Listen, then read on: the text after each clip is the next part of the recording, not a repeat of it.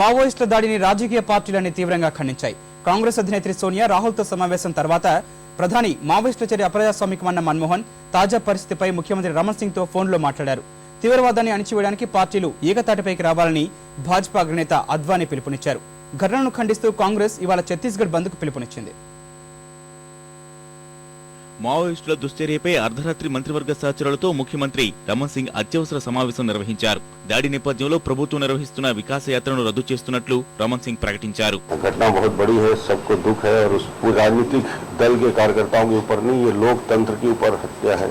प्रधानमंत्री जी से लगातार 2 बार बातचीत हुई और प्रधानमंत्री जी को उस पूरे घटना के संदर्भ में उन्होंने काफी डिटेल पूछा. పరివర్తన్ యాత్ర నుంచి తిరిగి వస్తున్న తమ పార్టీ నాయకులపై మావోయిస్టులు దాడి చేయడాన్ని కాంగ్రెస్ తీవ్రంగా ఖండించింది.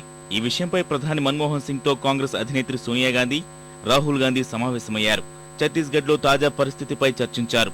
అనంతరం ఛత్తీస్గఢ్ ముఖ్యమంత్రితో మాట్లాడిన ప్రధాని రాష్ట్రానికి బాధితులకు కావలసిన అన్ని రకాల సాయం అందిస్తామని హామీ ఇచ్చారు. మరోవైపు తమ పార్టీ నేతలపై దాడి జరగడంపై తీవ్ర దిగ్భ్రాంతి వ్యక్తం చేసిన కాంగ్రెస్ అధినేత్రి సోనియా గాంధీ, రాహుల్ గాంధీతో కలిసి ప్రధాని నివాసానికి వెళ్లి దాడికి సంబంధించిన వివరాలను తెలుసుకున్నారు.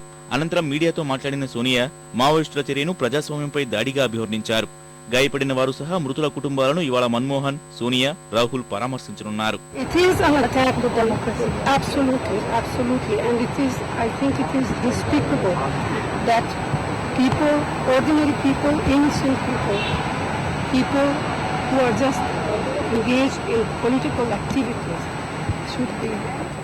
జగదల్పూర్ లో కాంగ్రెస్ కార్యకర్తలు, నాయకులపై మావోయిస్టుల దాడిని భారతీయ జనతా పార్టీ ఖండించింది.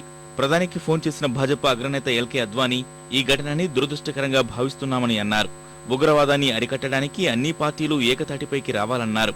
మావోయిస్టులను ఎదుర్కోవడానికి సమర్థమైన చర్యలు తీసుకోవాలని భాజపా జాతీయ అధ్యక్షుడు రాజ్నాథ్ సింగ్ గోరఖ్పూర్ లో కోరారు. पूरी जानकारी प्राप्त करने के लिए मैं मुख्यमंत्री से बात करने की मैं कोशिश कर रहा हूं, लेकिन जो कुछ भी हुआ है उसकी मैं कठोर शब्दों में मैं निंदा करता हूं और मैं मानता हूं कि आतंकवाद और नक्सलवाद जैसी चुनौतियों का दलगत भावना से ऊपर उठकर सभी को एकजुट होकर इसका मुकाबला करना चाहिए.